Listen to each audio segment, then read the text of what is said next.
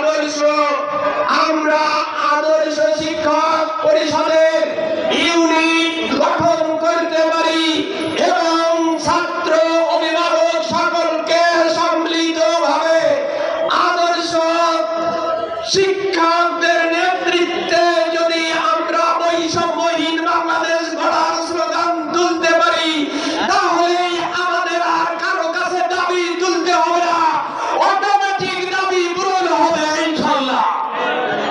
সম্মানিত ভাইরা, তাই আমি বলতে চাই, আসুন আমরা নিজেরা বদলে যাই।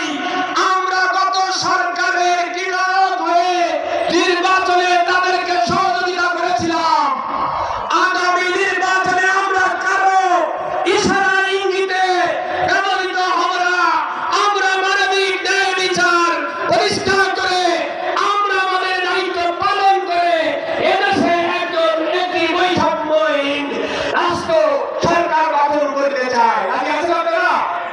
যদি তাই হয়, আপনারা এত দাবি আদায় করা হয় না, এত দাবি কার কাছে চাই? তাল গাছ লাগাইয়ে কাঁঠাল খাবো এটা সম্ভব নয়। আপনাকে দাবি আদায় করতে হলে সেই সরকার প্রতিষ্ঠিত করতে হবে। আর আগামীতে সেই সুযোগটা আমি আর একটু এইভাবে